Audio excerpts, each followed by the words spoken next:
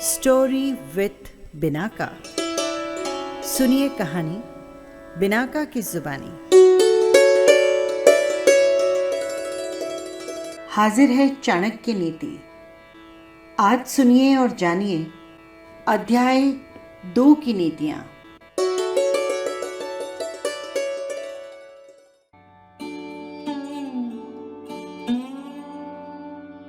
नीति 1। झूठ बोलना, बिना सोचे समझे किसी कार्य को प्रारंभ कर देना, दुस्साहस करना, छल कपट करना, मूर्खतापूर्ण कार्य करना, लोभ करना, अपवित्र रहना और निर्दयता ये स्त्रियों के स्वाभाविक दोष हैं। चाणक्य के अनुसार स्त्रियों में प्रायः ये दोष पाए जाते हैं। वे सामान्य बात पर भी झूठ बोल सकती हैं, अपनी शक्ति का विचार न करके अधिक साहस दिखाती हैं, छल कपट पूर्ण कार्य कर सकती हैं, मूर्खता, अधिक लोभ, अपवित्रता और निर्दयता उनमें हो सकती है। ये ऐसी बातें हैं जो प्रायः स्त्रियों के स्वभाव में होती है। लेकिन अब स्त्रियां शिक्षित हो चुकी हैं, समय बदल रहा है, लेकिन आज भी अशिक्षित स्त्रियां इन दोषों से युक्त हो सकती हैं। इन स्त्रियों को समाज की स्थिति और उनके परिणाम स्वरूप बने उनके मनोविज्ञान के संदर्भ में देखना चाहिए। नीति 2। भोजन के लिए अच्छे पदार्थों का प्राप्त होना, उन्हें खाकर पचाने की शक्ति होना, सुंदर स्त्री का मिलना, उसके उपभोग के लिए काम शक्ति का होना, धन के साथ साथ दान देने की इच्छा होना, ये बातें मनुष्य को किसी महान तप के कारण प्राप्त होती हैं। अर्थात भोजन में अच्छी वस्तुओं की कामना हम सभी करते हैं, लेकिन उनका प्राप्त होना और उन्हें पचाने की शक्ति होना भी आवश्यक है। प्रत्येक व्यक्ति चाहता है कि उसकी पत्नी सुंदर हो, परंतु उसके उपभोग के लिए व्यक्ति में काम शक्ति भी होनी चाहिए। प्रत्येक व्यक्ति चाहता है कि उसके पास धन हो, परंतु धन प्राप्ति के बाद कितने ऐसे लोग हैं जो उसका सदुपयोग कर पाते हैं। धन का सदुपयोग दान में ही है। अच्छी जीवन संगिनी, शारीरिक शक्ति, पौरुष और निरोगता, धन तथा वक्त, जरूरत पर किसी के काम आने की प्रवृत्ति, ये सब पूर्व जन्मों में किसी शुभ कर्मों द्वारा ही प्राप्त होते हैं। तपसा फलम, इसका अर्थ है कठोर श्रम और आत्मसंयम। नीति 3। जिसका बेटा वश में रहता है, पत्नी पति की इच्छा के अनुरूप कार्य करती है और जो व्यक्ति धन के कारण पूरी तरह संतुष्ट है, उसके लिए पृथ्वी ही स्वर्ग के समान है। चाणक्य कहते हैं कि प्रत्येक व्यक्ति संसार में सुखी रहना चाहता है, यही तो स्वर्ग है। स्वर्ग में भी सभी प्रकार के सुखों को उपभोग करने की कल्पना की गई है।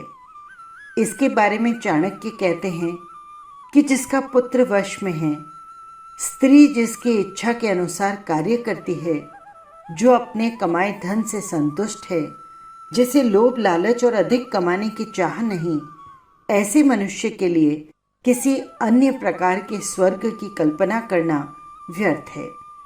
स्वर्ग तो वो जाना चाहेगा जो यहाँ पर दुखी हो। नीति 4। पुत्र उन्हें ही कहा जा सकता है जो पिता के भक्त होते हैं। पिता भी वही है जो पुत्रों का पालन पोषण करता है। इसी प्रकार मित्र भी वही है जिस पर विश्वास किया जा सकता है, और भार्या अर्थात पत्नी भी वही है जिससे सुख की प्राप्ति हो। चाणक्य का मानना है कि वही गृहस्थ सुखी है जिसकी संतान उसके वश में है और उसकी आज्ञा का पालन करती है। यदि संतान पिता की आज्ञा का पालन नहीं करती तो घर में क्लेश और दुख पैदा होते हैं। चाणक्य के अनुसार पिता का भी कर्तव्य है कि वो अपनी संतान का पालन पोषण भली प्रकार से करे। जिसने अपने कर्तव्यों से मुंह मोड़ लिया हो, उसे पुत्र से भी भक्ति की आशा नहीं रखनी चाहिए।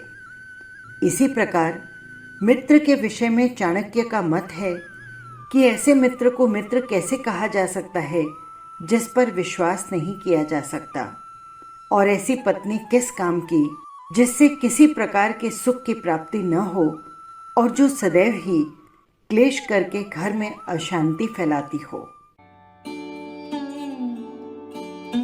नीति 5। जो पीठ पीछे कार्य बिगाड़े और सामने होने पर मीठी बातें बनाए, ऐसे मित्र को उस घड़े के समान त्याग देना चाहिए जिसके मुंह पर तो दूध भरा हो लेकिन अंदर विष हो। चाणक्य के अनुसार जो मित्र सामने चिकनी चुपड़ी बातें करता हो और पीठ पीछे उसकी बुराई करके उसके काम बिगाड़ देता हो, ऐसे मित्र को त्याग देने में ही भलाई है। चाणक्य कहते हैं कि वो उस बर्तन के समान है जिसके ऊपर के हिस्से में दूध भरा है परंतु अंदर विष भरा हुआ हो। ऊपर से मीठे और अंदर से दुष्ट व्यक्ति को मित्र नहीं कहा जा सकता। यहाँ एक बात विशेष रूप से ध्यान देने की है कि ऐसा मित्र आपके व्यक्तिगत और सामाजिक वातावरण को भी आपके प्रतिकूल बना देगा। नीति 6। जो मित्र खोटा है उस पर विश्वास नहीं करना चाहिए, और जो मित्र है उस पर भी अति विश्वास नहीं करना चाहिए, क्योंकि ऐसा हो सकता है कि वो मित्र कभी नाराज होकर सारी गुप्त बातें प्रकट कर दे। चाणक्य मानते हैं कि जो व्यक्ति अच्छा मित्र नहीं है उस पर तो विश्वास करने का प्रश्न ही नहीं उठता, परंतु उनका ये भी कहना उचित है कि अच्छे मित्र के संबंध में पूरी तरह विश्वास नहीं करना चाहिए, क्योंकि किसी कारणवश यदि वो नाराज हो गया तो सारे भेद खोल देगा। आज बड़े बड़े नगरों में जो अपराध बढ़ रहे हैं, जो कुकर्म हो रहे हैं, उनके पीछे परिचित व्यक्ति ही अधिक पाए जाते हैं। घर का भेदी लंका ढाए, ये कहावत गलत नहीं है। जो बहुत अच्छा मित्र बन जाता है वो घर के सदस्य जैसा हो जाता है। व्यक्ति भावुक होकर उसे अपने सारे भेद बता देता है। फिर जब कभी यदि मनमुटाव उत्पन्न हो जाता है तो वो कथित मित्र ही सबसे ज्यादा नुकसान देने वाला सिद्ध होता है। ऐसा मित्र जानता है कि आपके मर्म स्थल कौन से हैं। घर में काम करने वाले कर्मचारी के बारे में भी इस प्रकार की सावधानी रखना आवश्यक है। नीति 7। मन से सोचे हुए कार्य को वाणी द्वारा प्रकट नहीं करना चाहिए, परंतु मनन पूर्वक भली प्रकार सोचते हुए उसकी रक्षा करनी चाहिए और चुप रहते हुए उस सोची हुई बात को कार्य रूप में बदलना चाहिए। आचार्य का कहना है कि व्यक्ति को कभी किसी को अपने मन का भेद नहीं बताना चाहिए। जो भी कार्य करना है उसे अपने मन में रखें और समय आने पर पूरा करें। कुछ लोग किए जाने वाले कार्य के बारे में गाते रहते हैं। इस प्रकार उनकी बात का महत्व कम हो जाता है, और यदि किसी कारणवश वो व्यक्ति उक्त कार्य को पूरा न कर सके तो उसकी हंसी होती है। इससे व्यक्ति का विश्वास भी कम होता है। फिर कुछ समय बाद ऐसा होता है कि लोग उसकी बातों पर ध्यान नहीं देते, उसे बेसिर पैर की हाँकने वाला समझ लिया जाता है। अतः बुद्धिमान को कहने से अधिक करने के प्रति प्रयत्नशील होना चाहिए। नीति 8। मूर्खता और जवानी निश्चित रूप से दुखदायी है। दूसरे के घर में निवास करना अर्थात किसी पर आश्रित होना तो अत्यंत कष्टदायी होता है। चाणक्य के अनुसार मूर्ख होना कष्टदायक है, क्योंकि वो स्वयं को, अपनों को और दूसरों को एक समान हानि पहुंचाता है। मूर्खता के समान यौवन भी दुखदायी इसलिए माना गया है क्योंकि उसमें व्यक्ति काम, क्रोध आदि विकारों के आवेग में उत्तेजित होकर कोई भी मूर्खतापूर्ण कार्य कर सकता है, जिसके कारण उसे उसके अपनों और दूसरे लोगों को अनेक कष्ट उठाने पड़ सकते हैं। चाणक्य कहते हैं कि वे बातें तो कष्टदायक हैं ही, परंतु इससे भी अधिक कष्टदायक है दूसरे के घर में रहना, क्योंकि दूसरे के घर में रहने से व्यक्ति की स्वतंत्रता समाप्त हो जाती है, जिससे व्यक्तित्व का पूर्ण रूप से विकास नहीं हो पाता। नीति 9। सभी पहाड़ों पर रत्न और मणियां नहीं मिलती, न ही प्रत्येक हाथी के मस्तक में गजमुक्ता नामक मणि होती है। प्रत्येक वन में चंदन भी उत्पन्न नहीं होता। इस प्रकार सज्जन पुरुष सब स्थानों पर नहीं मिलते। आचार्य चाणक्य के अनुसार प्रत्येक स्थान पर सब कुछ उपलब्ध नहीं होता। विशिष्ट वस्तुएं विशेष स्थानों पर ही होती हैं। उन्हें वहीं ढूंढना चाहिए और उसी के अनुसार उनका मूल्यांकन भी करना चाहिए। माणिक्य एक लाल रंग का बहुमूल्य रत्न होता है, जो सभी पर्वतों पर अथवा खानों में प्राप्त नहीं हो सकता। ऐसी मान्यता है कि विशिष्ट हाथियों के माथे में एक बहुमूल्य मोती होता है। सब जंगलों और वनों में चंदन के वृक्ष जिस प्रकार नहीं मिलते, उसी प्रकार सज्जन व्यक्ति भी सभी स्थानों पर दिखाई नहीं देते, अर्थात श्रेष्ठ वस्तुएं मिलनी दुर्लभ होती हैं। नीति 10। बहुमूल्य लोगों को चाहिए कि अपने पुत्र और पुत्रियों को अनेक प्रकार के अच्छे गुणों से युक्त करें, उन्हें अच्छे कार्य में लगाएं, क्योंकि नीति जानने वाले और अच्छे गुणों से युक्त सज्जन स्वभाव वाले व्यक्ति ही कुल में पूजनीय होते हैं। चाणक्य कहते हैं कि बचपन में बच्चों को जैसी शिक्षा दी जाती है, उनके जीवन का विकास उसी प्रकार होगा। इसलिए माता पिता का कर्तव्य है कि वे उन्हें ऐसे मार्ग पर चलाएं जिससे उनमें चातुर्य के साथ साथ शील स्वभाव का भी विकास हो। गुणी व्यक्तियों से कुल की शोभा होती है। नीति 11। वे माता पिता बच्चों के शत्रु हैं जिन्होंने बच्चों को पढ़ाया लिखाया नहीं, क्योंकि अनपढ़ बालक विद्वानों के समूह में शोभा नहीं पाता, उसका सदैव तिरस्कार होता है। चाणक्य के अनुसार केवल मनुष्य जन्म ले लेने से ही कोई बुद्धिमान नहीं हो जाता, उसके लिए शिक्षित होना अत्यंत आवश्यक है। शक्ल सूरत और आकार प्रकार तो सभी मनुष्य का एक जैसा होता है, अंतर केवल उनकी विद्वत्ता से प्रकट होता है।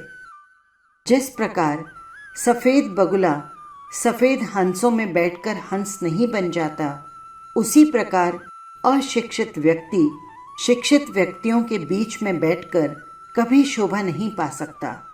इसीलिए माता पिता का कर्तव्य है कि वे बच्चों को ऐसी शिक्षा दें जिससे वे समाज की शोभा बन सकें। नीति 12। लाड दुलार से पुत्रों में बहुत से दोष उत्पन्न हो जाते हैं। उनकी ताड़ना करने से उनमें गुणों का विकास होता है। इसलिए पुत्रों और शिष्यों को अधिक लाड दुलार नहीं करना चाहिए। चाणक्य कहते हैं कि बच्चों को लाड प्यार तो करना चाहिए, किंतु अधिक लाड प्यार करने से बच्चों में अनेक दोष उत्पन्न हो जाते हैं।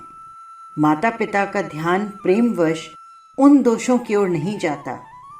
इसीलिए बच्चे यदि कोई गलत काम करते हैं तो उन्हें पहले ही समझा बुझाकर उस गलत काम से दूर रखने का प्रयत्न करना चाहिए।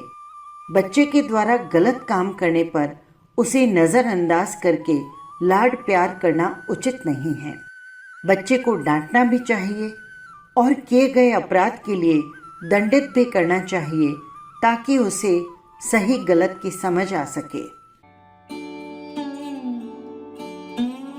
नीति 13। व्यक्ति को एक वेद मंत्र का अध्ययन, चिंतन और मनन करना चाहिए। यदि वो पूरे मंत्र का चिंतन नहीं कर सकता तो उसके आधे अथवा उसके एक भाग का, और यदि एक भाग का भी नहीं कर सके तो एक अक्षर का प्रतिदिन अध्ययन करे। ऐसा नीति शास्त्र का आदेश है। अपने दिन को व्यर्थ न जाने दें। अध्ययन आदि अच्छे कार्यों को करते हुए अपने दिन को सार्थक बनाने का यत्न करें। चाणक्य कहते हैं कि मनुष्य जन्म बड़े भाग्य से मिलता है, इसीलिए उसे व्यर्थ नहीं जाने देना चाहिए। व्यक्ति को चाहिए कि वो अपना समय, अपना दिन वेदादि शास्त्रों के अध्ययन में ही बिताए और उसके साथ साथ दान आदि अच्छे कार्य भी करें। महान पुरुषों की विशेषताओं का वर्णन करते हुए कहा गया है, व्यसनम श्रुतो, अर्थात श्रेष्ठ ग्रंथों का अध्ययन करना उनका व्यसन है। नीति 14। पत्नी का बिछुड़ना, अपने बंधु बांधवों से अपमानित होना, कर्ज चढ़े रहना, दुष्ट मालिक की सेवा करना, निर्धन बनना, दुष्ट लोगों और स्वार्थियों की सभा में रहना, ये सब ऐसी बातें हैं जो बिना अग्नि के शरीर को जलाती है। अर्थात चाणक्य के अनुसार सज्जन लोग अपनी पत्नी के वियोग को नहीं सह सकते। यदि उनके अपने भाई बंधु उनका अपमान या निरादर करते हैं तो वो उसे भी नहीं भुला सकते। जो व्यक्ति कर्ज से दबा है उसे हर समय कर्ज न उतर पाने का दुख रहता है। दुष्ट राजा अथवा मालिक की सेवा में रहने वाला नौकर भी हर समय दुखी रहता है। निर्धनता तो ऐसा अभिशाप है जिससे मनुष्य सोते और उठते बैठते कभी नहीं भुला पाता। उसे अपने स्वजनों और समाज में बार बार अपमानित होना पड़ता है। अपमान का कष्ट मृत्यु के समान है। ये सब बातें ऐसी है जिनसे बिना आग के ही व्यक्ति अंदर ही अंदर जलता रहता है और जीते जी चिता का अनुभव करने की स्थिति को प्राप्त करता है।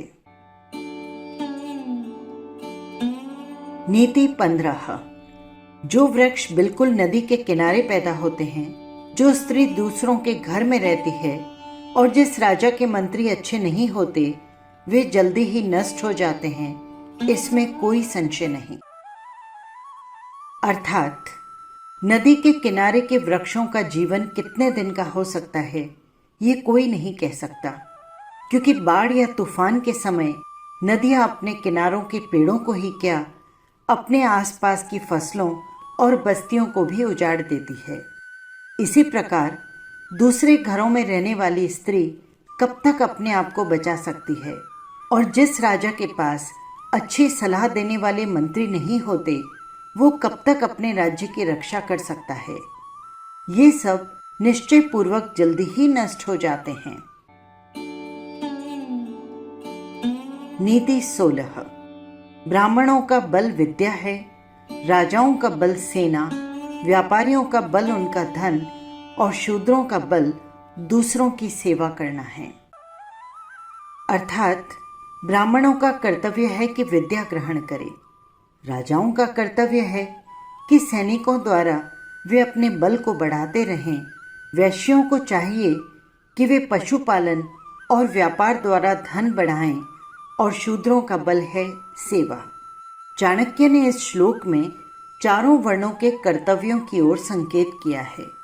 उनके अनुसार चारों वर्णों को अपने अपने कार्यों में निपुण होना चाहिए।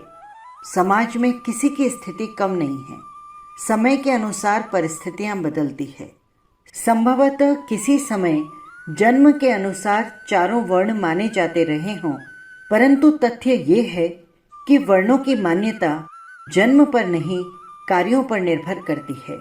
इसीलिए किसी भी कुल में जन्म लेने वाला व्यक्ति शिक्षा के क्षेत्र में है तो उसे ब्राह्मण माना जाएगा। जो व्यक्ति व्यापार करता है, कृषि कार्य में लगा है, पशुपालन करता है, उसे वैश्य माना जाएगा। जो सेना में भर्ती है अथवा सेना से संबंधित कार्य करता है उसे क्षत्रिय कहा जाएगा। शेष व्यक्ति शूद्रों की श्रेणी में आते हैं। शूद्र भी शिक्षित हो सकते हैं, परंतु किसी भी वर्ण में पैदा हुआ व्यक्ति जो लोगों की सेवा के कार्य में लगा हो उसे शूद्र माना जाता है। शूद्र का अर्थ नीच नहीं, आज्ञा पालन की भावना शूद्र का विशेष गुण है। प्रायः इस श्रेणी के लोग मानसिक रूप से संतुष्ट होते हैं। नीति 17। वेश्या निर्धन पुरुष को, प्रजा पराधीन राजा को, पक्षी फलहीन वृक्षों को और अचानक आया हुआ अतिथि भोजन करने के बाद घर त्याग कर चले जाते हैं। आचार्य ने यहाँ संबंधों की सार्थकता की ओर संकेत किया है। कोई तभी तक संबंध रखता है जब तक उसके स्वार्थ की पूर्ति होती है। वेश्या का धंधा पर पुरुषों से धन लूटना है। धन समाप्त होने के बाद वो मुंह मोड़ लेती है। प्रजा प्रतापी राजा को ही सम्मान देती है। जब वो शक्तिहीन हो जाता है तो प्रजा राजा का साथ छोड़ देती है। इसी प्रकार प्रकृति के सामान्य नियम के अनुसार वृक्षों पर रहने वाला पक्षी तभी तक किसी वृक्ष पर बसेरा रखते हैं जब तक वहां से उन्हें छाया और फल प्राप्त होते रहते हैं। घर में अचानक आने वाले अतिथि का जब भोजन पान आदि से स्वागत सत्कार कर दिया जाता है तो वो सामाजिक नियम के अनुसार विदा लेकर अपने लक्ष्य की ओर चल पड़ता है। भाव ये है कि व्यक्ति को अपने सम्मान की रक्षा का स्वयं ध्यान रखना चाहिए। उसे अपेक्षा करते समय संबंधों के स्वरूप को सही प्रकार से समझना चाहिए। किसी स्थान, व्यक्ति या वस्तु से आवश्यकता से अधिक लगाव नहीं रखना चाहिए। नीति 18। ब्राह्मण दक्षिणा प्राप्त करने के बाद यजमान का घर छोड़ देते हैं। विद्या प्राप्त करने के बाद शिष्य गुरु के आश्रम से विदा ले लेता है। वन में आग लग जाने पर वहां रहने वाले पशु उस जंगल को छोड़कर किसी दूसरे जंगल में चल देते हैं। ये श्लोक भी उसी बात की पुष्टि करता है जिसे पहले कहा गया है। यदि कोई व्यक्ति किसी विशेष कार्य के कारण किसी के पास जाता है तो अपना कार्य सिद्ध हो जाने पर उसे वो स्थान छोड़ देना चाहिए। जिस प्रकार ब्राह्मण लोग यजमान के किसी कार्य की पूर्ति के बाद दक्षिणा प्राप्त हो जाने पर आशीर्वाद देकर वहां से चले जाते हैं, शिष्य भी विद्या की प्राप्ति के बाद गुरुकुल छोड़कर अपने अपने घर चले जाते हैं। जब किसी जंगल में आग लग जाती है तो वहां रहने वाले पशु भी उस जंगल को छोड़कर किसी दूसरे जंगल की खोज में चल पड़ते हैं। अर्थात व्यक्ति को अपना कार्य समाप्त हो जाने पर किसी के यहाँ पर डेरा डालने की मंशा कभी नहीं करनी चाहिए। नीति 19। बुरे चरित्र वाले, अकारण दूसरों को हानि पहुंचाने वाले और गंदे स्थान पर रहने वाले व्यक्ति के साथ जो भी पुरुष मित्रता करता है वो जल्दी ही नष्ट हो जाता है। चाणक्य के अनुसार सभी साधु संतों और ऋषि मुनियों का कहना है कि दुर्जन का संग नरक में वास करने के समान होता है। इसीलिए मनुष्य की भलाई इसी में है कि वो जितना जल्दी हो सके दुष्ट व्यक्ति का साथ छोड़ दे। आचार्य ने यहाँ पर यह भी संकेत किया है कि मित्रता करते समय भली प्रकार से जांच परख कर लेना चाहिए कि जिससे मित्रता की जा रही है उसमें ये दोष तो नहीं है। यदि ऐसा है तो उससे होने वाली हानि से बच पाना संभव नहीं। इसीलिए ज्यादा अच्छा है कि उससे दूर ही रहा जाए। नीति 20। प्रेम व्यवहार बराबरी वाले व्यक्तियों में ही ठीक रहता है। यदि नौकरी करनी ही हो तो राजा की नौकरी करनी चाहिए। कार्य अथवा व्यवसाय में सबसे अच्छा काम व्यापार करना है। इसी प्रकार उत्तम गुणों वाली स्त्री की शोभा घर में ही होती है। अर्थात चाणक्य के अनुसार अपनी बराबरी वाले व्यक्तियों से प्रेम संबंध शोभा देता है। असमानता सामने आए बिना नहीं रहती, तब प्रेम शत्रुता में बदल जाता है। इसलिए क्यों न पहले ही इस बात का ध्यान रखा जाए। इसी प्रकार यदि व्यक्ति को नौकरी या किसी सेवा कार्य में जाना है तो उसे प्रयत्न करना चाहिए कि सरकारी सेवा प्राप्त हो, क्योंकि उसमें एक बार प्रवेश करने के बाद अवकाश प्राप्त होने तक किसी विशेष प्रकार का झंझट नहीं रहता। फिर वो निर्दिष्ट नियमों से संचालित होता है, न कि किसी व्यक्ति विशेष के आदेशों से। घर में अपनी मर्यादाओं और कर्तव्यों का पालन करते हुए यदि अन्य कार्य करना पड़े तो व्यक्ति अपना ही कोई रुचि का व्यापार करे। गुणयुक्त स्त्री से घर की शोभा है और घर में अपनी मर्यादाओं और कर्तव्यों का पालन करते हुए स्त्री भी अपने सद्गुणों की रक्षा कर सकती है। ये थी चाणक्य नीति। यह अध्याय आपको कैसा लगा कमेंट बॉक्स में ज़रूर लिखिएगा। और हाँ, यदि आपने चैनल सब्सक्राइब नहीं किया है तो कर लीजिएगा, जिससे हर अध्याय सीधे पहुंच सके आप तक। फिर मिलेंगे नई नीतियों के साथ। नमस्कार।